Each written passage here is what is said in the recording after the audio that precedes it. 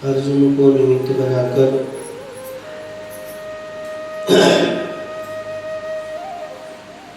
मानव मात्र के कल्याण के लिए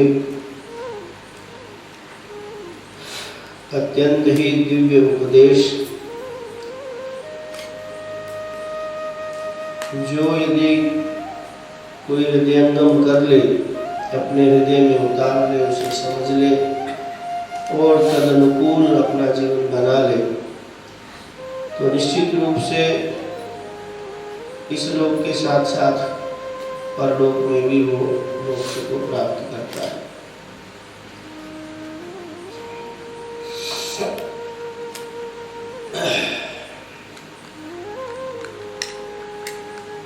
हमने पूर्व में श्रवण किया था कि धर्म दो प्रकार का होता है। कौन सा? सामान्य धर्म और विशेष धर्म। याद है कि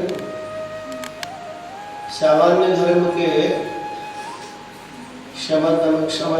तपस्वचम शांति राजयोनिच है, उसके सामान्य धर्म के 10 लक्षण बताया गया। अहिंसा, सत्यम, अस्तेयम, शौचम, इंद्रिय निग्रह, धीर, विद्या, सत्यम, अक्रोधो, दशकम धर्म लक्षण। सामान्य धर्म के 10 लक्षण बताए। उसके उपरांत विशेष धर्म अभी विचार किया। तो जो वर्णाश्रम धर्म है, वर्णाश्रम धर्म ही विशेष धर्म है। अर्थात ईश्वर ने इस सृष्टि में जो 4 वर्ण और 4 आश्रम की व्यवस्था दी, और जिसके विषय में भगवान स्वयं ये कहते हैं कि चातुर्वर्णम मया शिष्टम गुण कर्म विभागशः। 4 वर्णों की सृष्टि गुण और कर्म के विभाग से मैं करने वाला हूँ। कौन करने वाला है? स्वयं भगवान करने वाले हैं। क्या है 4 वर्ण? ब्राह्मण, क्षत्रिय, वैश्य और शूद्र। और ऐसे ही 4 आश्रम, ब्रह्मचर्य आश्रम, गृहस्थाश्रम, वानप्रस्थाश्रम और सन्यासाश्रम। तो ये 2 प्रकार के धर्म हैं, सामान्य धर्म और विशेष धर्म। और ये जो सामान्य और विशेष धर्म है, ये प्रवृत्ति और निवृत्ति लक्षण वाले। कैसे है? प्रवृत्ति और निवृत्ति। किसी के लिए प्रवृत्त होना किसी में, किसी के लिए उसको निवृत्त, उससे निवृत्त होना। किसी के लिए प्रवेश का आदेश देता है शास्त्र, किसी कहता है सब कुछ छोड़ करके भिक्षाटन करो, ऐसा आदेश देता है शास्त्र। तो प्रवृत्ति निवृत्ति परक जो है 2 प्रकार से धर्म है। एक इससे भी ऊपर धर्म है जो हमारे महापुरुष लोग बताते हैं, उसे वो लोग कहते हैं भागवत धर्म, भगवत धर्म कहते हैं। इन सबसे ऊपर एक धर्म है जिसका नाम है भगवत धर्म। जिस भगवत धर्म को ध्यान में रखते हुए भगवान ने गीता में सर्वधर्मान परित्यज्य मामेकम शरणम व्रज, इस प्रकार से कहा। सभी धर्मों का परित्याग करते हुए, अर्थात वर्णाश्रम धर्मानुसार जो भी धर्म है, जिसका जो धर्म है, अथवा इससे भी ऊपर जाकर के देखें तो जैसे स्त्री का धर्म, पुरुष का धर्म, पुरुष में तो वर्णाश्रम के अनुसार है। स्त्री का धर्म जो है वो बाल्यावस्था में कन्या का धर्म, युवावस्था में उसका धर्म, विवाहिता हो जाने पर उसका धर्म, और वैधव्य अवस्था को प्राप्त हो जाने पर उसका धर्म। तो सब में उसका धर्म भिन्न भिन्न है। ईश्वर तो सबके कल्याण की बात करेंगे, मात्र पुरुषों के कल्याण की बात तो नहीं करते। तो वहाँ तो सबका कल्याण है, जीव मात्र के कल्याण की जो है बात भगवान करते हैं शास्त्रों में। प्रत्येक जीव का अधिकार है ईश्वर को प्राप्त करने का, परंतु प्रत्येक जीव के कर्मों के करने का अधिकार भिन्न भिन्न है। प्रत्येक जीव को एक ही कर्म करने का अधिकार नहीं, सबका अधिकार भिन्न भिन्न है। तो ऐसे ही भागवत धर्म है, अर्थात भगवान के प्रति जो मनुष्य का कर्तव्य बनता है। समझाई ना? तो कहते हैं शतम विहाय भोक्तव्य। क्या कहा? शतम विहाय भोक्तव्य। 100 काम छोड़ करके पहले भोजन करना चाहिए। ये बात बड़ी अच्छी लगी। 100 काम, जरूरी 100 काम छोड़ करके मनुष्य को पहले भोजन करना चाहिए। भोजन यदि सामने आ जाए तो जरूरी 100 काम छोड़ देने चाहिए, पहले भोजन करना चाहिए। तो बड़ा अच्छा बात है, ये तो धर्म भगवान ने पहले बताया, शास्त्र में बड़ा कम सुना, मुख्य तो यही लगता है। तो शतम विहाय कर्तव्य, फिर कहा नहीं सहस्रम स्नान वाचन, 1000 काम छोड़ करके पहले स्नान करना चाहिए। यदि भोजन की बारी आ जाए, थाली सामने लगी, तो पहले ये विचार करना चाहिए कि स्नान किया है कि नहीं किया। यदि स्नान नहीं किया तो 1000 कार्य छोड़ करके पहले स्नान करना चाहिए। समझाएगी? और अंत में अंतिम सबसे प्रधान क्या कहा? कहा सर्वम त्यक्त्वा हरिं भजेत्, सब कुछ छोड़ करके भगवान का भजन करना, ये सर्वोपरि धर्म है, इससे ऊपर कोई धर्म नहीं। भगवान का भजन करना, इससे ऊपर कोई धर्म, सभी कार्य छोड़ करके यदि जीवन को भगवान के भजन में लगा देंगे तो इससे ऊपर श्रेष्ठ कोई धर्म नहीं है। इसीलिए भगवान को ये कहना पड़ा कि सर्वधर्मान परित्यज्य मामेकम शरणं व्रज अहं त्वा सर्वपापेभ्यो मोक्षयिष्यामि मा शुचः। तो भगवान ने सर्वधर्मों को त्यागने की बात कही, तो वहाँ वर्णाश्रम धर्म के अनुसार जो जिसका कर्तव्य है, वो इससे ऊपर उठने के लिए आपको इन सब से ऊपर उठ करके, चूंकि वेद में 3 भाग है, गीता में 2 प्रकार के, पूरा प्रयोक्ता में ज्ञान योगेन सांख्यानाम कर्म योगेन योगिनाम, 2 निष्ठाएं बताई गीता में। इसी को वेद ने 3 प्रकार से कह दिया। वेद में 3 कांड है, कौन कौन से? कर्म कांड, उपासना कांड और ज्ञान कांड। कुल 1 लाख मंत्र राशि, तो उसमें से 4000 मंत्र ही मात्र ज्ञान कांड के हैं, बाकी के जो है उपासना और कर्म कांड के। 84,000 मंत्र खाली कर्म कांड के।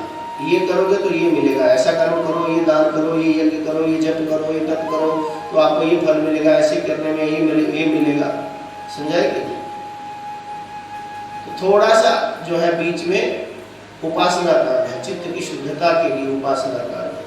और फिर जब शुद्धता हो जाए और अपने स्वरूप का बोध हो, तो ज्ञान अपने स्वरूप का कैसे हो, उसके लिए 4000 मंत्र मात्र ज्ञान कांड के हैं। ज्ञान उपदेश जो है वो ज्ञान कांड को लेकर के, ज्ञान को लेकर, ज्ञान कैसे होगा, तो तीनों में विभाजित कर दिया। अब यहाँ पर सभी कर्मों को छोड़ करके, ये जहां जहां भी हमें लगता है कि ये करने से ये मिलेगा, वो जो कुछ भी मिलेगा वो त्रैगुण्य विषया वेदांश त्रैगुण्य भगवान ने कहा कि ये वेद त्रिगुणात्मिक है और त्रिगुणात्मिक फल देने वाला है। सत्वरज और ताम से 3 गुणा को फल देने वाला है, अर्थात ये हमें कभी भी जन्म मृत्यु के बंधन से छुड़ाने वाला नहीं हो सकता। इसलिए निस्त्रैगुण्यो भवार्जुन, इन तीनों गुणों से ऊपर उठने का प्रयास करो। गुणातीत को जानने के लिए गुणातीत होना पड़ेगा, उससे ऊपर उठने का प्रयत्न करो। तो इसी प्रकार से थोड़ा सा विचार था, जब भगवान रास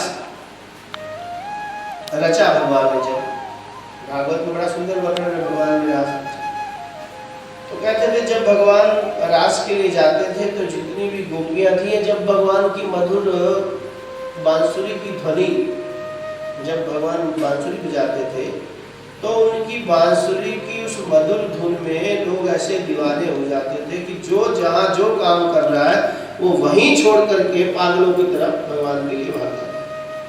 कोई माता दही बिलो रही है, दही बिलो रही है, अपना भजन भी कर रही है, भजन भी गा रही है, दही भी बिलो। जैसे ही भगवान की बांसुरी कान में पड़ी, वो वहीं का वहीं छोड़ा और उठ करके भाग गई। कोई माता, कोई सखी अपने बालक को दूध पिला रही है, दूध पिलाते पिलाते कान में उसके ध्वनि पड़ी बांसुरी की, बालक को वहीं नीचे छोड़ा और भाग गई भगवान के। घर का जो भी कार्य, कोई सखी ऐसी है जो अपने पति को भोजन करवा रही है, पति भोजन कर रहे हैं, पति को भोजन करा करके कान में जो है बंसुरी की धुन पड़ी और वहीं छोड़ करके भोजन बनवा के चल दी। तो संदेह हो गया कि ये उचित, ये कौन सा धर्म हुआ? बस स्त्री के लिए तो स्त्री नाम पतिव्रता नाम तो पति रवि देवता, स्त्री के लिए पतिव्रता, स्त्री के लिए तो उसका पति ही देवता है, वही भगवान है, वही गुरु है, तो उससे बड़ा तो कोई श्रेष्ठ है नहीं। स्त्री के लिए अपने पति से श्रेष्ठ तो कोई है नहीं। पति की सेवा के अतिरिक्त अन्य किसी की सेवा का उसे कोई आवश्यकता ही नहीं। जो स्त्री अपने पति को प्रसन्न रखती है, अपने पति के अनुकूल आचरण करती है, उसे अन्य कोई तप जप करने की आवश्यकता ही नहीं। समझ आए? वर्णाश्रम अनुकूल धर्म का पालन करने से मनुष्य को बिना प्रयत्न के ही ईश्वर की प्राप्ति हो जाती है। ये मुख्य धर्म, समझाए? परंतु उस मुख्य धर्म से भी ऊपर एक धर्म है जिसे भागवत धर्म कहते हैं। अर्थात जब यहाँ भी मन ना लगे, जब मन भगवान के चरणों में लग जाए तो बाकी सारे काम संसार के व्यर्थ हो जाते हैं, वहां कोई दोष। वो वैसे भी वो तो पति नाम पति, गुरु नाम गुरु, भगवान तो पतियों के भी पति हैं, गुरुओं के भी गुरु हैं, उनके आगे कौन सा पति कौन सा गुरु? तो सब कुछ छोड़ सर्वम त्यक्त्वा हरिं भजेत, संसार में बड़े से बड़ी वस्तु का त्याग करके यदि मन भगवान के भजन में लगता हो तो इससे श्रेष्ठ और कोई धर्म नहीं। जैसे कैसे करके मन को भगवान के चरणों में लगा लो, यही मनुष्य के जीवन की सार्थकता है। तो वर्णाश्रम धर्म अपने आप में इतना महत्वपूर्ण धर्म है। वर्णाश्रम का महत्व बताते हुए एक हमें छोटा सा दृष्टांत याद आया महाभारत के माध्यम से। महाभारत में बड़ा सुंदर एक दृष्टांत है। वो दृष्टांत है जाजली ऋषि का। आप लोगों ने कहीं सुना हो तो ठीक नहीं, तो एक जाजली ऋषि थे, बताते बड़े तपस्वी महात्मा थे। वो जाजली ऋषि एक टांग के बल पर खड़े होकर के कई लंबे समय तक उन्होंने गंगा जी में खड़े होकर के तपस्या की। लंबे समय तक गंगा जी में रह करके तपस्या की तो धीरे धीरे उनके सिर के बाल बहुत बढ़ गए और वो बालों की जटा बन गई और वो हिले नहीं वहां से, वो वहीं तपस्या करते। जब एक निरंतर वहां खड़े होने के कारण सर्दी गर्मी बरसात सब उनके ऊपर पड़ती रही पर वो वहां से हिले नहीं, तो सिर पर बहुत बड़ी बड़ी जटा बन गई, घोंसला जैसा बन गया। कुछ समय बाद में एक चिड़िया ने आकर के उस जटा में धीरे धीरे घोंसला बनाना शुरू कर दिया। उसे लगा एक ठूंठ है, कोई जैसे पेड़ जैसे सूखा पेड़ है, ऐसा हिलता तो है नहीं, वहीं खड़े रहते हो।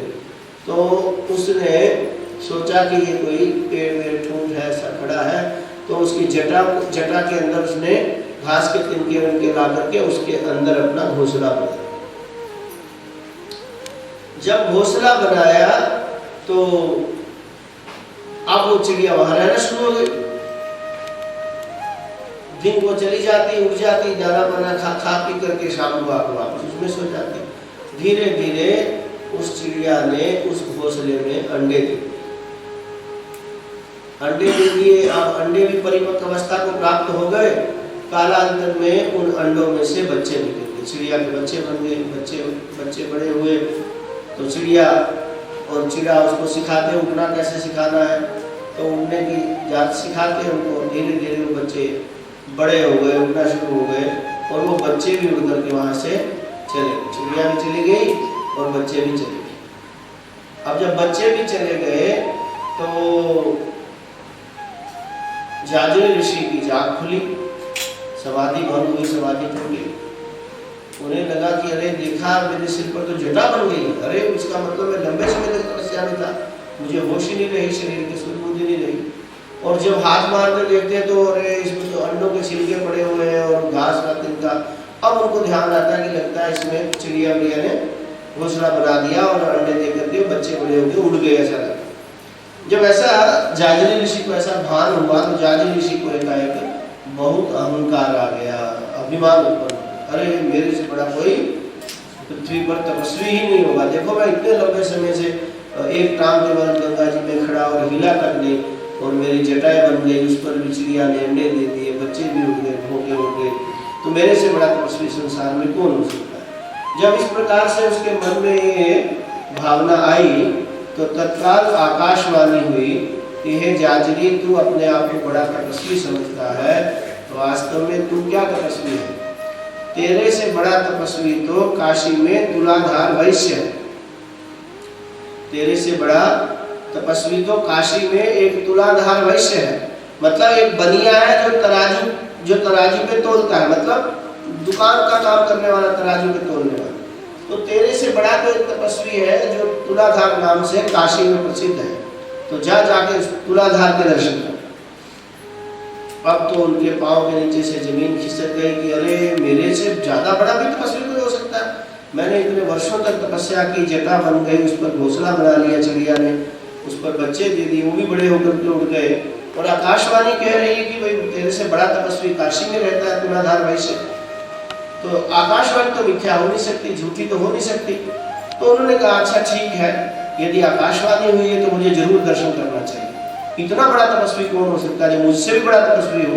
ऐसी इच्छा करके तो वो जो ऋषि थे वहां से चल पड़े। जब चल पड़े तो मार्ग में थक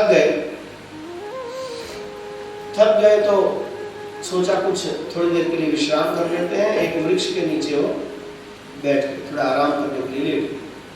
जैसे ही लेटे तो उनकी थोड़ी आंख लग गई। आंख लगी तो ऊपर जो चिड़िया बैठी थी, उस चिड़िया ने बीट कर दी। चिड़िया तो चिड़िया ही ठहरी, तो बीट की सीधा आकर उनके माथे पर गिरी। तो जाजरी ऋषि की आंख खुली, देखा ये क्या हुआ, तो देखा वो चिड़िया ने बीट कर दी। तो बड़ा क्रोध आया कि इस चिड़िया की इतनी हिम्मत, इसने मेरे पर बीट करती, मुझे जानती नहीं। ऐसा क्रोध की भरी जो है दृष्टि से जाजरी ऋषि ने जैसे चिड़िया की तरफ देखा, चिड़िया नीचे गिरी और उसके प्राण पखेरु उड़ गए। खाली देखने मात्र, कुछ कहा नहीं, खाली क्रोध की दृष्टि से देखा तो चिड़िया नीचे गिरी और उसके प्राण पखेरु उड़ गए। अब तो जाजरी ऋषि का और अहंकार बढ़ गया कि अरे, मेरी दृष्टि मात्र से, क्रोध से मैंने कुछ कहा नहीं, खाली क्रोध भरी दृष्टि से देखा, इतने से चिड़िया गिरकर मर गई।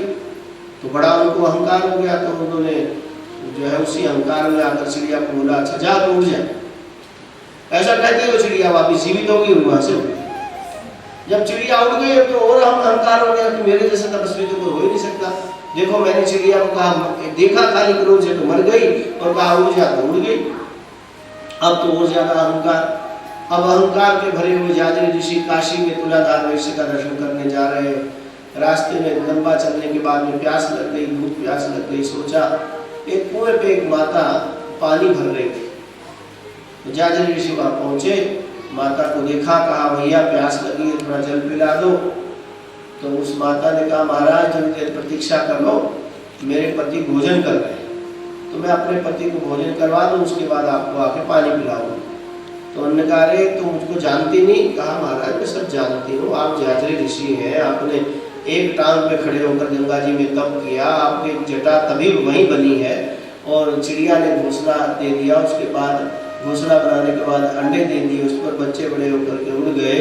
आपने चिड़िया को खाली क्रोध भरी दृष्टि से देखा तो नीचे गिर गई, आपने कहा उड़ जा तो जीवित होकर उड़ गई। महाराज मैं कोई चिड़िया नहीं हूँ जिसे क्रोध से देखोगे तो मर जाएगी। अब तो जाजरी ऋषि और परेशान कि भाई इतनी दूर की घटना कहाँ घटी और इसको कैसे पता चल गया। तो पूछने लगे कि मैया तो बता, तुझे ये कैसे पता चला, तेरे पास ये दिव्य दृष्टि कैसे आई? कहने लगे महाराज मेरे पास समय नहीं है, मेरे पति जो है भोजन कर रहे हैं, आप जा ही रहे हो तुलाधार वैश्य का दर्शन करने काशी में, तो वही बता देगा आपको तो क्या है, मैं कौन कौन। इस प्रकार से वो उसने आगे मार्गदर्शन कर दिया कि आप आगे जाइए। अब तो वो छटपटा गए कि अरे इस साधारण सी औरत कुएं से पानी भर रही पति के लिए, और इसको कैसे पता चल गया कि मैंने क्या किया, कब क्या हुआ क्या नहीं, पूरी घटनाक्रम का इसको जानकारी। परंतु कोई हाथ में तो कोई था नहीं, इच्छा पर वो उत्तर देने वाली थी नहीं, इसलिए जाजरी ऋषि काशी की तरफ अग्रसर हुए। काशी में जाकर उन्होंने पूछा कि भाई यहाँ कौन बनिया है जिसका जो है तुलाधार बनिया के नाम से कौन है यहाँ पे वैश्य दुकान करता। तो उस समय एक बनिया बड़ा प्रसिद्ध था वहाँ दुकानदार।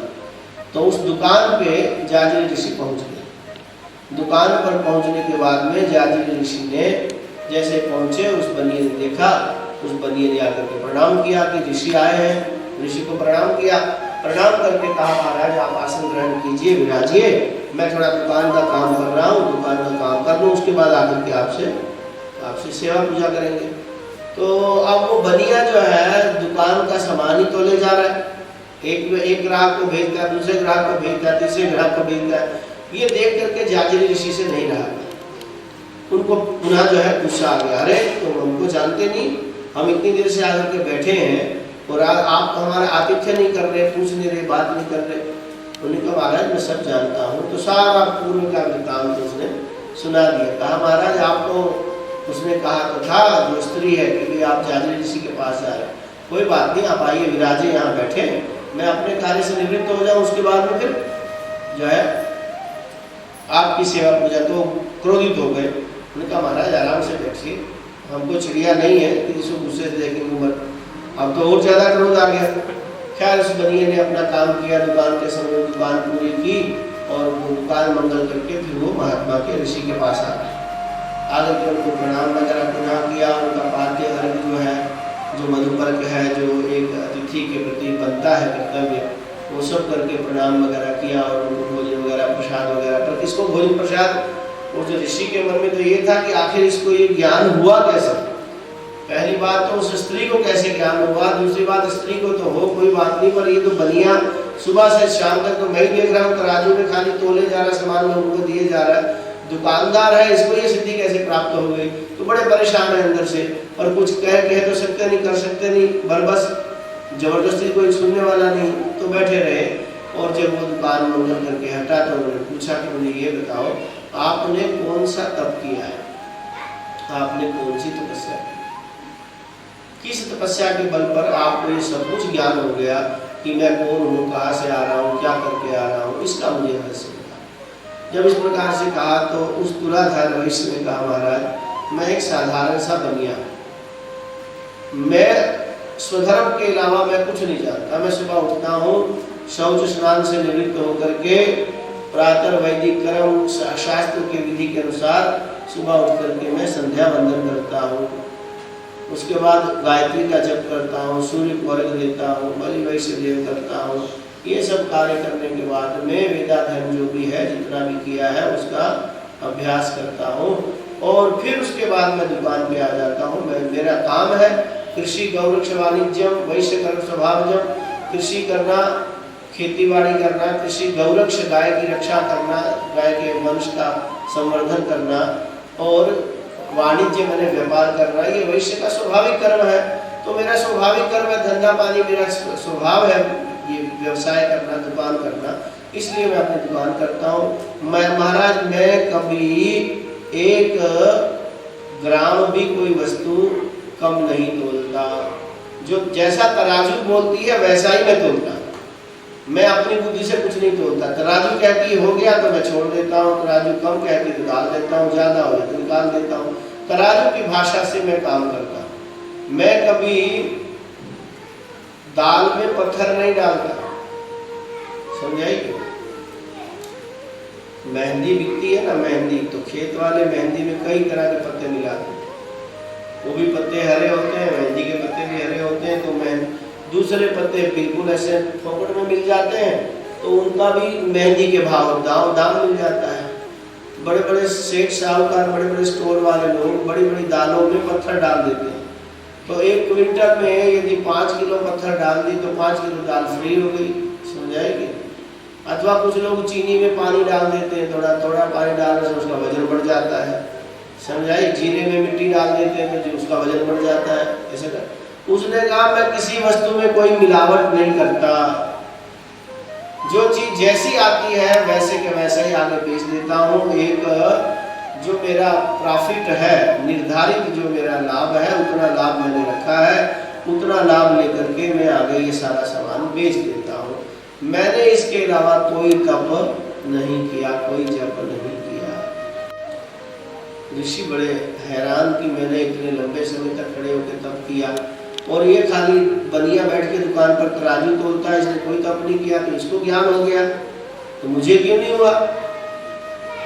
फिर वो वहां से जब वापस चले तो वो उस स्त्री के पास पहुंचे तो उस माता को कहा कि माता आप बताओ आपको ये ज्ञान कैसे मिला। उसने कहा, पूछा कि आपने कौन सी सिद्धि की है। उसने कहा मैंने कोई सिद्धि नहीं की, मैंने कोई मंत्र जप नहीं किया, कोई तीर्थ नहीं किया। चूंकि शास्त्र कहते हैं तीर्थ स्नानार्थिनी नारी पतिम चरणोदकम विवेक शंकरस्यापि विष्णुर्वा सप्रयाति परमं पदम। यदि किसी स्त्री के मन में ये इच्छा हो जाए कि मैंने अपने जीवन में कोई तीर्थ नहीं किया, कोई पुण्य कर्म नहीं किया, कोई दान नहीं किया, कोई यज्ञ नहीं किया, कोई जप नहीं किया, कोई तप नहीं किया, तो मेरा जीवन तो व्यर्थ चला गया। मैं तो सुबह से उठ के बर्तन मांजना शुरू करती हूँ, पोछा लगाना शुरू करती हूँ, बच्चों के कपड़े, पति के कपड़े, घर वालों के कपड़े धोना शुरू करती हूँ, उससे टाइम मिले तो भोजन बनाने में समय चला जाता। मैंने तो इसके अलावा कुछ जीवन में किया ही नहीं, तो मेरा जीवन तो व्यर्थ ही चला गया। मैंने अपने जीवन में कोई धर्म कार्य नहीं किया, कोई दान नहीं किया, तीर्थ नहीं किया। तो कहा यदि किसी स्त्री के मन में इस प्रकार से हीन भावना उत्पन्न हो जाए तो उसे घबराना नहीं चाहिए। कहा फिर क्या करे।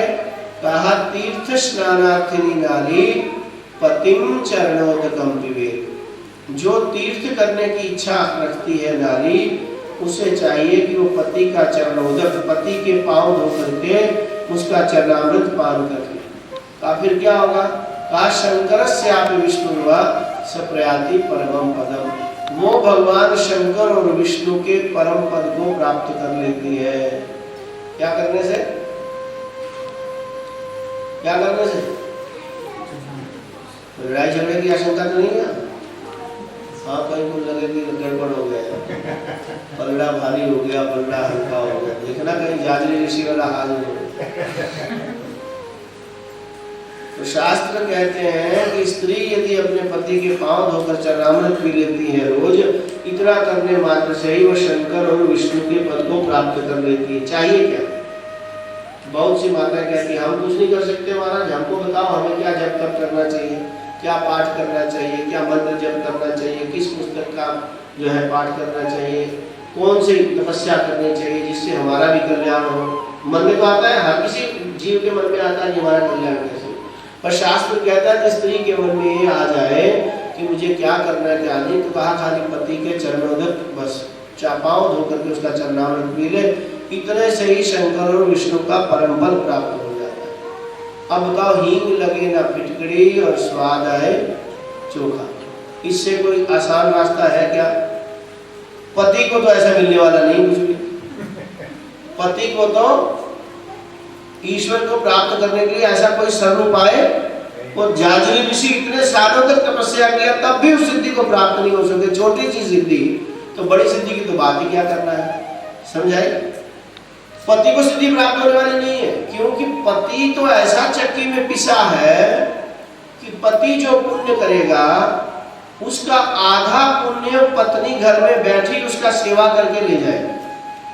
बच्चों का लालन पालन, सास ससुर की सेवा, पति की सेवा, कपड़े धोना, बर्तन धोना, पोछा करना, वो जो सेवा में लगी है, पति सेवा, पति परायण होकर के पति की सेवा में लगी है, आधा पुण्य तो पति का वो घर में बैठी ले जाएगी। समझाइए?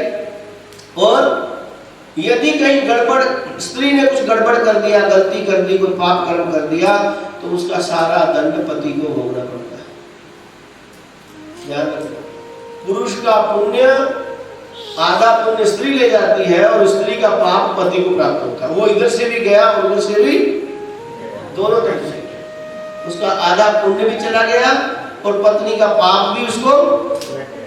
इसलिए बड़ा सोच समझ के रहना चाहिए, थोड़ा अंकुश भी रहना चाहिए, पत्नी पर थोड़ा अंकुश ध्यान रखना चाहिए, कहीं कोई गड़बड़ ना करे, नहीं तो उसका किया हुआ पाप भी पति को लगेगा, दोनों तरफ से मारा जाएगा। पुण्य भी गया और पाप भी आया, दोनों तरफ से मारा। समझाइए? इसलिए शास्त्र कहते हैं इससे सीधा कोई रास्ता, इससे सरल कोई रास्ता ही। यहां तक कह दिया कि यदि स्त्री अपने पति के बाएं पांव का अंगूठा धो करके और उस जल को यदि बाल्टी में डाल करके उस जल से स्नान कर लेती, दूसरा भी पानी डाले, उतने से तो नहीं होगा, अंगूठा धोने के बाद में वो जल को बाल्टी में डाल करके बाल्टी भर ले पानी की, उससे यदि वो स्नान करती है तो उसे पुष्कर स्नान का घर में बैठे हुए पुण्य प्राप्त हो जाता है। अब पुष्कर जाना हो तो कितना आसान काम है बताओ, आसान है क्या? पहले तो टिकटें नहीं मिलती, आजकल कोरोना की वजह से वैसे टिकटें नहीं मिलती, जगह नहीं, जाने के रास्ता, फिर खतरा वहाँ बहुत, कैसे जाए कैसे नहीं। और घर में पति का बाएं पांव का अंगूठा धोकर उसमें यदि स्नान कर ले तो घर में बैठे ही पुष्कर का स्नान हो गया। और यदि प्रयाग का स्नान करना चाहते हैं, तीर्थराज प्रयाग का, त्रिवेणी गंगा यमुना सरस्वती के संगम का स्नान करना चाहते हैं, तो पति के दाएं पांव का अंगूठा धोकर के उसमें स्नान कर लो तो घर में बैठे ही प्रयाग का स्नान हो गया। और क्या चाहिए बताओ? इससे ज्यादा और कौन सा पुण्य चाहिए है? अरे फिर वही बात, आपको आप तो शास्त्र से नहीं ऊपर बैठे। अरे शापित ताड़ित पुरुष कहंता विप्र पूज असगा वही संगा। ऐसा है, जो पति है वो जैसा कैसा भी पति है। पति यदि पूज्य की बात करो तो इसके आगे एक और दृष्टांत सुनाते हैं, ये बीच में छोड़ दें अभी, आगे पहले इनको फिर वापस यहीं आ जाएंगे। एक ऋषि थे, उनका नाम था अनुमांडव्य ऋषि। क्या नाम था? अनुमांडव्य ऋषि। अनुमांडव्य ऋषि भ्रांति के कारण, शंका के कारण तत्कालीन जो राजा था उसने अनुमांडव्य ऋषि को दंड देकर के शूली पे चढ़ा दिया। शूली होती ना, बहुत बड़ा एक लोहे की बड़ी सी कील, और उस कील की नोक के ऊपर उस ऋषि को बिठा दिया, दंड दिया उसको। ऋषि उस कील के ऊपर बैठे हुए ध्यान में थे, क्योंकि तपस्वी थे, ऋषि थे, मनोनिग्रह करना जानते थे। ऐसी विपरीत परिस्थिति में भी वो अपने ध्यान में उस शूली पर बैठे हुए भी अपने ध्यान में समाधि में थे। तो अनुमांडव्य ऋषि वहां शूली पर समाधि में थे। इतने में एक माता, पतिव्रता स्त्री जिसका नाम नर्मदा था, वो उसके पति बड़े ही भयंकर कर्म करने वाले, उसका नियम था जब तक वो वैश्यागमन न कर ले तब तक वो भोजन नहीं करते थे। जब तक वो वैश्यागमन नहीं करते थे तब तक भोजन नहीं करते थे। परंतु वो लंगड़े थे, वो दोनों टांगें उनकी चली गई थी, चल नहीं सकते थे, तो जाए कैसे? तो पत्नी उनकी इच्छा पूरी करने के लिए अपने कंधे पर अपने पति को उठा करके और वैश्या के पास लेके जाती, वैश्यागमन के बाद वापस कंधे पर उठा के अपने घर लेके आती। समझाई? तो ऐसे निरंतर वो चल रहे थे। एक दिन वहां निकलते निकलते वो जब वो शूली के पास से निकली, तो शूली के पास से निकलते ही तुरंत जो है वो कहीं उसका बाजू या बगल जो है वो उस शूली को छू गई। जैसे ही शूली को छुई तो शूली हिल गई।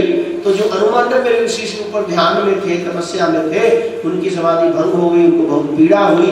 तो उन्होंने तत्काल श्राप दे दिया कि तू जिस अहंकार में तू मदमस्त हथनी की तरह चल रही है, मैं तुझे श्राप देता हूं कि सूर्य अस्त होने के पहले तेरे पति की मृत्यु हो जाए। समझाई? तो अब वो तो पति जैसा भी है क्या है, भला है बुरा है, जैसा भी है, मेरा पति मेरा देवता है। तो उसके लिए तो देवता ही है, क्योंकि स्त्री का जीवन तो उसके पति से ही है। पति के बिना स्त्री का जो जीवन है वो तो नारकी हो जाता है। एक एक पल व्यतीत करना, कभी चिंतन करके देखो, भगवान न ऐसा कहीं करे, यदि पति न रहे तो स्त्री का जीना ही व्यर्थ हो जाता है, दुष्कर हो जाता है, बहुत संकटमय जीवन हो जाता है। समझ गए? तो अब वो उसने कहा कि अनुमांडव्य ऋषि ने बिना विचार किए मुझे जो है श्राप दे दिया, इसमें मेरा तो कोई दोष नहीं। चलते चलते अनायास ही कहीं लग गया, या उसका पति जो ऊपर था उसका हाथ लग गया तो शूली हिल गई। तो उसने कहा महाराज आपने श्राप तो मुझे दे दिया, पर यदि मैंने अपने पति के अतिरिक्त कभी परपुरुष का स्मरण नहीं किया, देखिए पातिव्रत धर्म क्या होता है, जिसकी प्रशंसा शास्त्र करते हुए थकते नहीं। उसने कहा यदि मैंने अपने जीवन में कभी मनसा वाचा कर्मणा अपने पति के अतिरिक्त किसी का स्मरण नहीं किया, तो मेरे पातिव्रत धर्म के बल पर सूर्य अस्त न हो। समझे? सूर्य उदय ना, उदय अस्त की नहीं, उदय का श्राप दे दिया कि सूर्य उदय होते ही तेरे पति की मृत्यु हो जाएगी सुबह।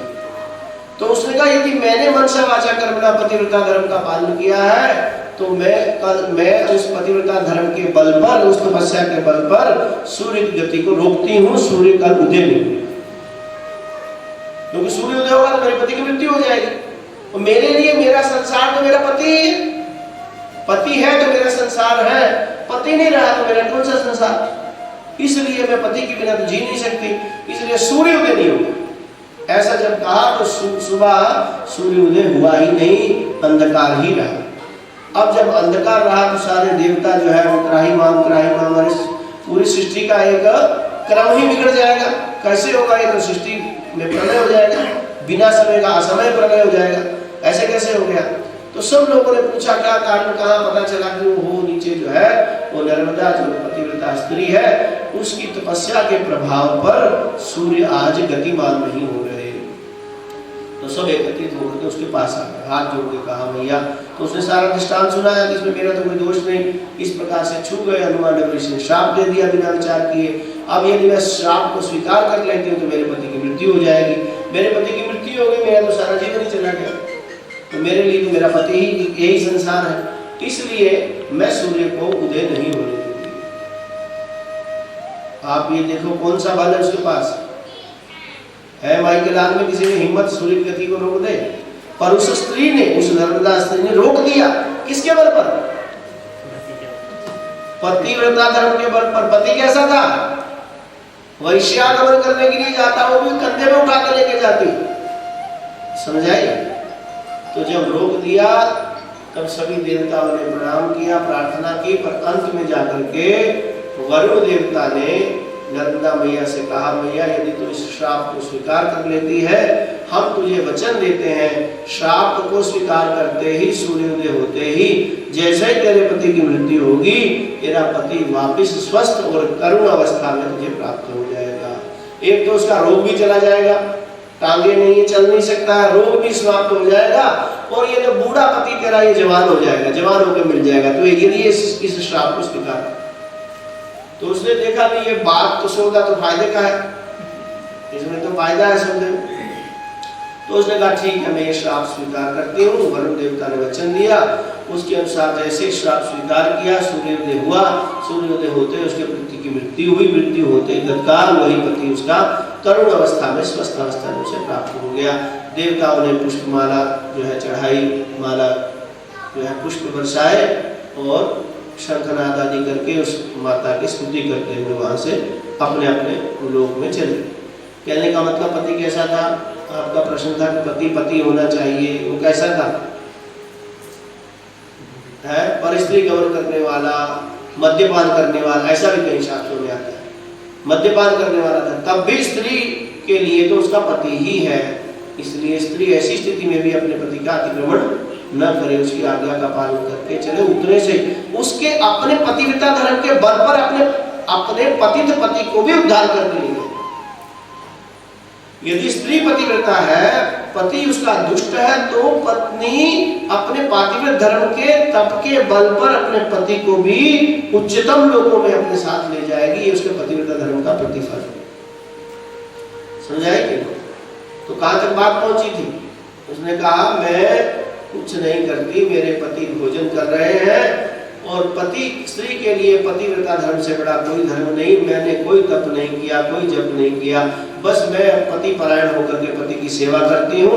आप जब आए मेरे पति भोजन कर रहे थे तो मैंने इसलिए कहा कि पति को छोड़कर आपको पानी दे दूं पहले, मेरे पति भोजन कर रहे हैं, मैं उनको जल के लिए कह के आई हूँ, आपके लिए अविलंब जल लेके आती हूँ, तो मैं उनकी सेवा छोड़ करके आपकी सेवा में लग जाऊँ तो अधर्म हो जाएगा।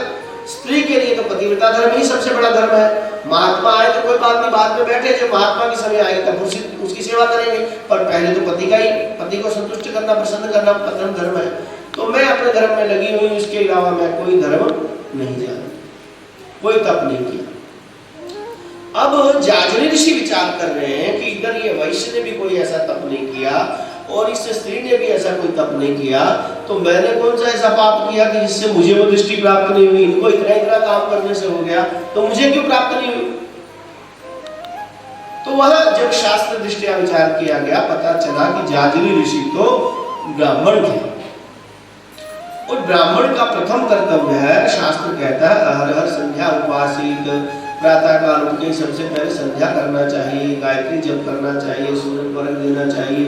अब वो आंखें बंद करके समाधि में लगे हैं तो कर्म लोप हो गया, संध्या नहीं करने का प्रत्यवाय लग गया, पाप लग गया। अब वो इतने साल तक समाधि में रहे, इतने साल तक संध्या का लोप हो गया, 3 दिन यदि निरंतर संध्या उपासन छोड़ दिया जाए तो जाके भ्रष्टकर पाप होता है, बड़ा पाप लगता है। तो वो तो 1 साल का लंबे समय तक वो तपस्या में लगे रहे, तब तो संध्या बंधन गायत्री सब छूट गया। तो अपनी बुद्धि से वो यद्यपि बहुत बड़ी तपस्या कर रहे थे, परंतु शास्त्र दृष्टि से ब्राह्मण के लिए ऐसा तप नहीं माना जाता। समझाए? वर्णाश्रम स्वआश्रमे स्वधर्म पालन तपा। आप जिस वर्ण के हो, जिस आश्रम में हो, उसके अनुसार जो शास्त्रों ने व्यवस्था बताई है उसका पालन करना वही आपका धर्म है। तो ब्राह्मण था, तो ब्राह्मण होने के कारण कर्तव्य बनता था सर्वप्रथम संध्या वंदन करे, वेदाध्ययन करे, बलि वैष्णव देव करे, भगवान सूर्य नारायण को अर्घ्य दान दे, उसके बाद में भोजन करे। भगवान शास्त्र कहते हैं जब कोई ब्राह्मण जो है संध्या वंदन करने के बाद में अपनी इस अंजलि से, इस प्रकार की अंजलि से, इस मुद्रा से, है ना, ये 3 उंगली जुड़ी है, ये ऊपर और ये ऊपर, इस प्रकार से यदि कोई हाथ में जल लेकर भगवान सूर्य नारायण को ऐसे करके उछाल करके जल देता है, तो वो जो इस मुद्रा से जल निकलता है वो जल मानो सूर्य के जो शत्रु है, राक्षस है, जो सूर्य को निरंतर खाना चाहते हैं, उन राक्षसों पर वज्र की तरह जाकर के लगता है और राक्षस मृत्यु को प्राप्त होते हैं। भगवान सूर्य नारायण बड़े प्रसन्न होते हैं कि इसने मेरे शत्रुओं का संहार किया, मेरे शत्रुओं को नाश किया। तो भगवान सूर्य की कृपा उसको प्राप्त होती है। तो आप जो सब कुछ छोड़ करके जो है समाधि में चले गए, तो संध्या वंदन क्या करे, कौन करेगा? कर्म लोप हो गया, तो कर्म लोप होने से प्रत्यवाय लग गया। समझ आ रही है? इसका मतलब ये हुआ जिसके लिए जो जैसा शास्त्र में विधान किया गया है वैसा ही पालन करना चाहिए, बुद्धि का प्रयोग नहीं करना। तो स्त्री के लिए एक ही धर्म एक व्रत नेमा, काय वचन मन पति पद प्रेमा। मनसा वाचा कर्मणा, पति की जैसी इच्छा हो, पति के परायण, पति के जैसा पति कहे वैसा ही करे, पति के विपरीत ना जाए, जैसा पति कह दे वैसे आंखें बंद करके कर ले। इतने मात्र से ही परमात्मा की प्राप्ति का रास्ता खुल जाता है। और यदि हम किसी से कम नहीं तो फिर झगड़ लो, फिर कोर्ट में चले जाओ, यदि कोर्ट वाले आपको भगवान का दर्शन करवा दे तो चले जाओ। यदि अदालत में जाकर भगवान का दर्शन होता हो, आपको वहां से न्याय मिलता हो तो चले जाओ। न्याय में डाइवोर्स तो मिलेगा, भगवान नहीं मिलेगा, याद रखना। धोबी का कुत्ता ना घर का ना घाट का, ना इधर के ना इधर। ये जीवन भी चला गया। अब माता पिता के घर में रोज बैठ करके अपमान जनित वाक्यों को सुनो, समझ आई? अड़ोसी पड़ोसियों की तानों को सुनो। माँ के घर में यदि स्त्री चली जाए शादी के बाद में तो उसका वहां आदर नहीं होता। माता पिता जब कहीं कन्या दान करते थे तो यही आदेश देते थे, बेटी अब तुझे हमने इसको दे दिया है, तुझे दान कर दिया है, अब जब भी तू आए अपने पति के साथ आना, तेरे पति के साथ ही तेरा आदर होगा, नहीं तो तेरे पति के बिना तेरा यहाँ कोई आदर। और आजकल माता पिता बड़े चतुर हो गए, बड़े समझदार हो गए, तो अपनी कन्याओं को बिठा के समझा कर भेज के, बेटा घबराना नहीं, हम तेरे साथ में, हमारे पास बड़ा पैसा है, हम घर में बिठा के खिलाएंगे, चिंता मत करना।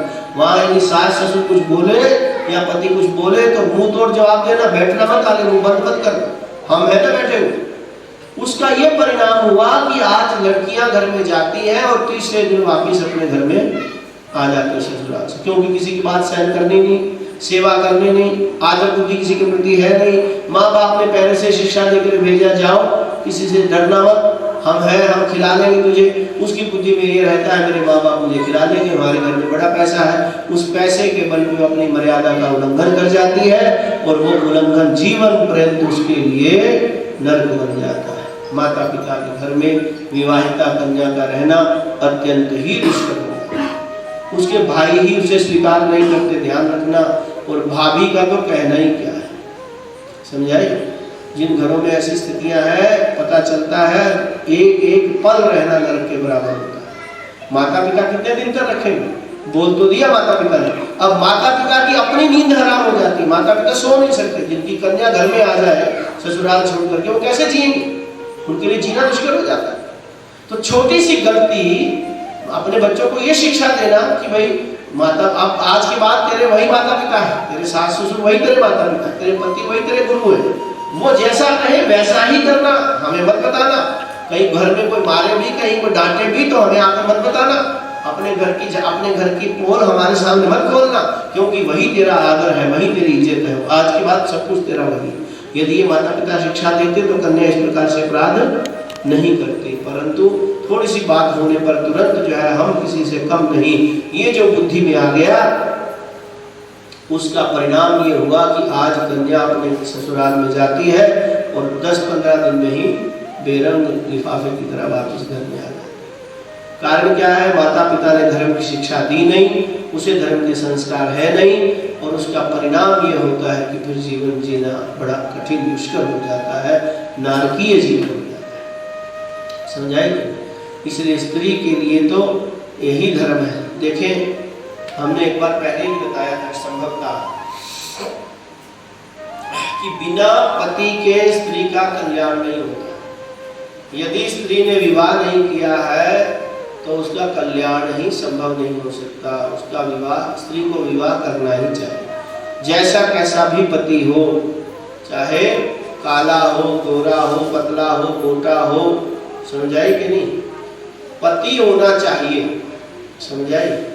यदि उसका पति नहीं, उसने विवाह नहीं किया है और बिना विवाह किए वो चाहती है कि मैं भगवत दर्शन कर लूं, तो ये बहुत कठिन है। बिना पति के स्त्री का कल्याण संभव नहीं, बिना विवाह के स्त्री का कल्याण संभव नहीं। एक छोटा सा दृष्टांत आपको देते हैं। देखो, आप लोगों ने, हमने पहले भी बताया था, कैरम बोर्ड देखा है कि नहीं है? कैरम बोर्ड देखा है? कैरम बोर्ड में क्या क्या होता है? एक तो बोर्ड होता है, एक जो है वो डाइस होती है बड़ी वाली, है ना, क्या बोलते हैं? स्ट्राइकर होती है, और उसमें काले रंग की है गिटियां रहती है, और श्वेत रंग की रहती है, और एक लाल रंग की रहती है जिसे रानी बोलते हैं। रानी के कितने नंबर होते हैं? 60, 50, और श्वेत वाली के 20, और काली वाली के 10। अच्छा, अब आपने स्ट्राइकर से स्ट्राइक किया और काली वाली गिट्टी जो है उस होल में चली गई, कितने नंबर मिले? 10 नंबर। आपने 10 नंबर निकाल के अपने पास रख लिया। फिर वापस ट्राई किया तो काली 20 सफेद वाली पे आ गया, सफेद वाली उस होल में आ गई, कितने नंबर मिले? उठा के आपने अंदर रख लिया। अब आपने फिर स्ट्राइक किया, अब वो लाल वाली चली गई होल में, कितने नंबर मिले? 0। कुछ नहीं मिलता, कुछ नहीं मिलता। मिलता है? नहीं मिलता, कुछ नहीं मिलता। कब मिलता है? जब उसके साथ कोई काले मुंह वाला या सफेद मुंह वाला जुड़ जाए। जैसे ही काले मुंह वाला या सफेद मुंह वाला जुड़ा, तुरंत उसके नंबर पे जुड़ के उसके साथ मिल जाए। अपने आप में नहीं मिलते। अकेली वो जो है गिट्टी 50 नंबर के अंदर चली जाए तो कोई फायदा नहीं होता। उसके साथ कोई ना कोई काले मुंह वाला सफेद मुंह वाला चाहिए।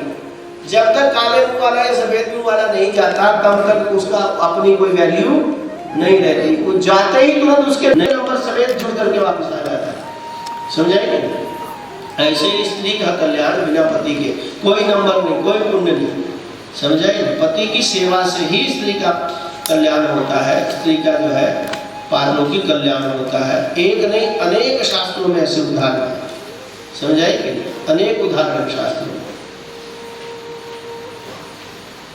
तो समय ऐसा है कि हम ज्यादा कुछ समय लेने चाहिए, पर ये प्रसंग चला तो बता ही दे। एक प्रसंग पूर्ण, ये पूरा प्रसंग पूर्ण होता है। महाभारत में एक दृष्टांत है। ये दृष्टांत है कि एक स्त्री योग बल पे, उसने बहुत योग साधना की और योग साधना के बल पर ऐसा प्रभाव हुआ कि इर्द गिर्द का पूरा क्षेत्र स्वर्णिम हो गया, वृक्ष सोने के हो गए। और जो पशु है, हिंसक पशु, परस्पर विरोधाभास रखने वाले, वो हिंसक पशु हिंसा छोड़ करके मैत्री भाव से उसके आश्रम के सामने आकर के बैठे। उसकी तपस्या का इतना प्रभाव था कि शत्रु भाव ही समाप्त हो गया। जीवों सब मैत्री भाव से आकर उसके पास आकर बैठ जाते, पर वो अपने योग साधना में लगी रहे। लंबे समय के बाद कहीं योग साधना से उसकी आंख खुली, दर्शन हुआ, आगे देखा नारद ऋषि आए हैं, बड़ी प्रसन्न हुई। नारद ऋषि का पाद्य जो है, जो भी पूजा सेवा करने की किया, और नारद ऋषि से कहा कि महाराज एक मेरे पर कृपा करें, आप तो भगवान के यहाँ निर्बाध। और नारद ऋषि से कहा कि महाराज एक मेरे पर कृपा करें, आप तो भगवान के यहाँ निर्बाध गति से जा सकते हैं, आप लोग को रोक नहीं सकता। मैंने बहुत लंबे समय से तपस्या की है, योग साधना की है, उसका प्रभाव आपको नजर आ ही रहा है यहाँ पे। मैं ये जानना चाहती हूँ कि आखिर मरने के बाद मेरी क्या गति होगी, मैं कौन से लोक में जाऊंगी, कौन सा देवता बनूंगी, कौन सा फल मिलेगा, मुझे थोड़ा पता तो चले। मैंने इतना लंबे समय तक तप किया, योग किया, तो मुझे उसका फल क्या मिलेगा। नारद ऋषि ने कहा ठीक है माता, मैं जब भी वापस आऊंगा मैं आपको उसके प्रश्न का उत्तर दूंगा। तो समयांतर में, कालांतर में नारद ऋषि घूमते हुए वापस वहां पहुंचे, तो माता वहीं तपस्या कर रही थी, योग कर रही थी। तो जब तपस्या कर रही थी तो वापस उसने पूछा कि महाराज आपने भगवान से पूछा कि हमारी क्या गति, कहाँ कौन सा फल मिलने वाला है। तो नारद ऋषि ने कहा पूछा तो है माता, पर मैं बताना नहीं चाहता। कहा नहीं बताओ, ऐसी क्या बात। उसे बड़ी एक जिज्ञासा से उत्पन्न हुई कि मुझे कोई ऐसा दिव्य सा लोक मिलेगा कि जिससे इतना तप किया, योग साधना की। तो नारद ऋषि ने कहा भगवान से पूछा, भगवान कहने लगे उसके लिए फलाना वो वाला नरक तैयार है, वो आकर के सीधा नरक में जाएगी। कहा क्यों? कहा क्योंकि स्त्री का स्वयं का कोई पुण्य नहीं होता, वो पति की सेवा से ही उसके कर्मों का फल प्राप्त होता है। जब तक वो पति की सेवा नहीं कर लेती तब तक उसका पुण्य भी उसको प्राप्त नहीं होता। जैसे लाल गीटी के 50 नंबर होने पर भी कुछ मिलता नहीं।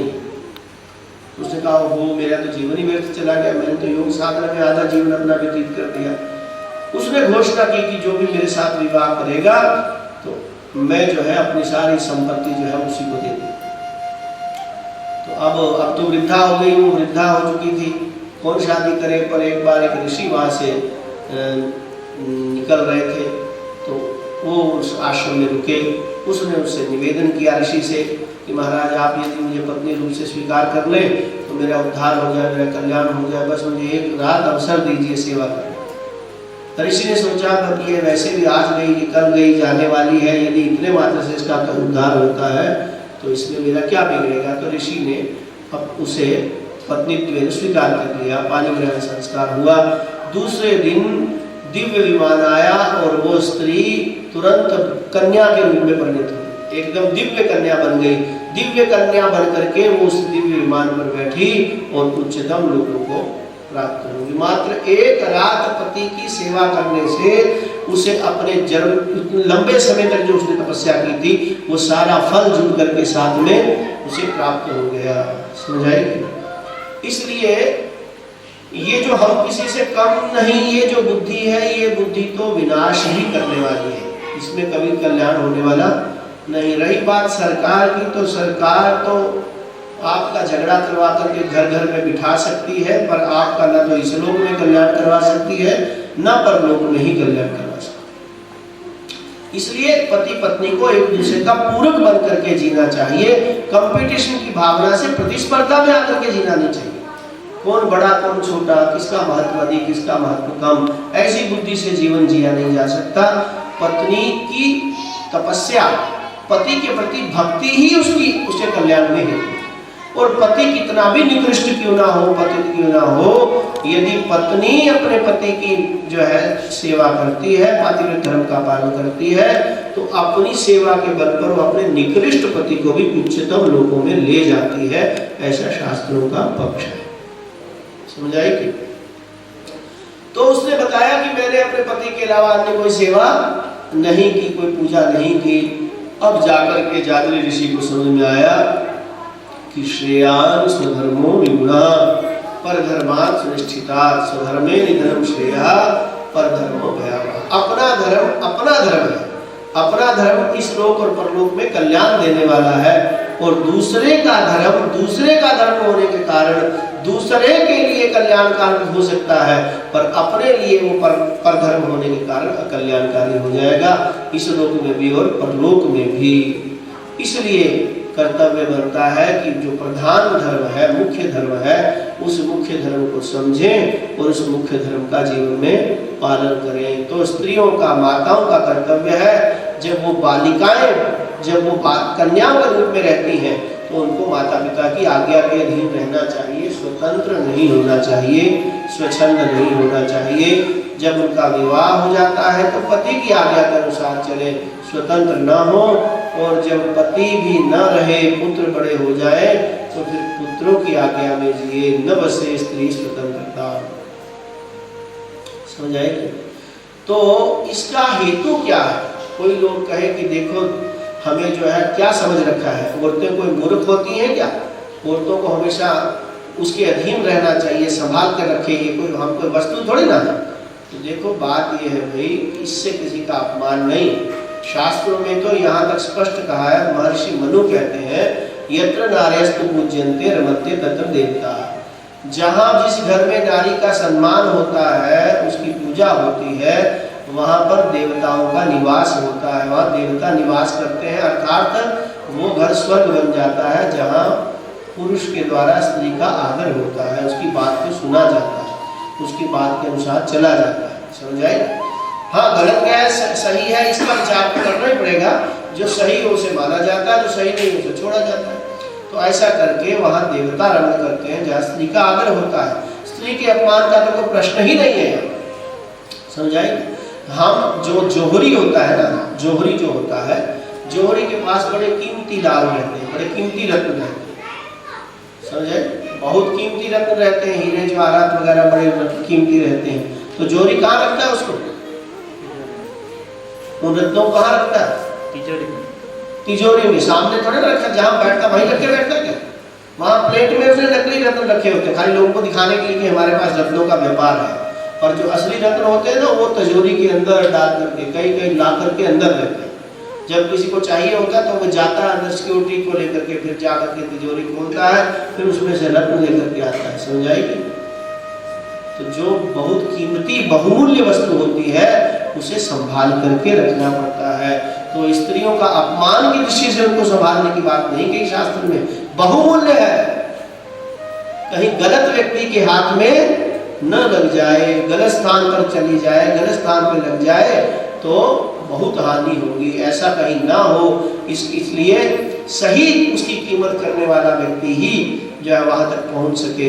उसकी आदर बुद्धि से ही शास्त्रों ने उसको नियंत्रण में रखने के लिए शास्त्र ने आदेश दिया।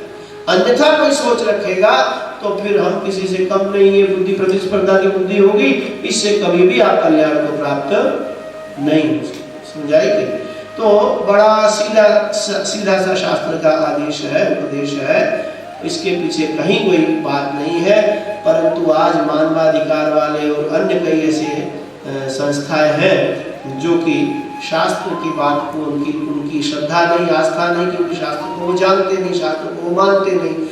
इसलिए जानने न जानने के कारण, न मानने के कारण शास्त्र के बातों के प्रति उनकी श्रद्धा नहीं होती, परंतु अपनी बुद्धि से जो मार्ग बनाते हैं उसी से व्यक्ति का कल्याण चाहते हैं। यद्यपि उससे कल्याण होता नहीं, क्योंकि एक नहीं अनेक दृष्टांत हमने यहाँ देखे। समझ आए? घर घर में महाभारत है, जहाँ भी जाओ वहाँ कोई न कोई फसाद है, वहाँ कोई न कोई गड़बड़ी है। तो जहाँ पर समर्पण भाव है, एक दूसरे के प्रति एक दूसरे का पूरक बन के चलते हैं, एक दूसरे का सम्मान करते हैं, एक दूसरे की बात को सुनते हैं, वहाँ तो घर स्वर्ग हो जाता है। और जहाँ प्रतिस्पर्धा हो जाए, कंपटीशन हो जाए, हम किसी से कम नहीं, ये बुद्धि हो जाए, तो वहाँ ये पृथ्वी ही नरक बन जाती है। मरने के बाद नरक तो बाद में उसे वो घर ही नरक बन जाता है, वहाँ रहना ही बड़ा कठिन हो जाता है। समझाएंगे? बहुत परिस्थितियां विकट हो जाती।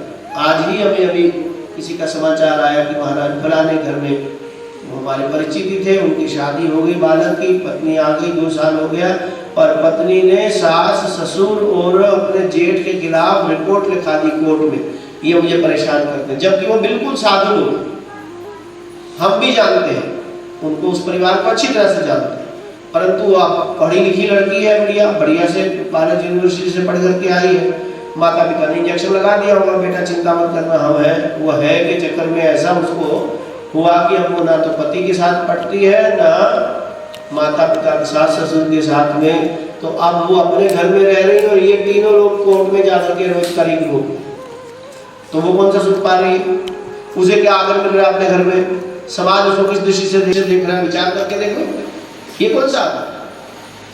तो कई बार कानून इस प्रकार से अविचार पूर्वक कानून, वन साइडेड कानून बन जाते हैं कि जिससे सत्यता का सत्यापित होना बड़ा कठिन हो जाता है, और जो सही है वो गलत हो जाता है, जो गलत है वो सही हो जाता है।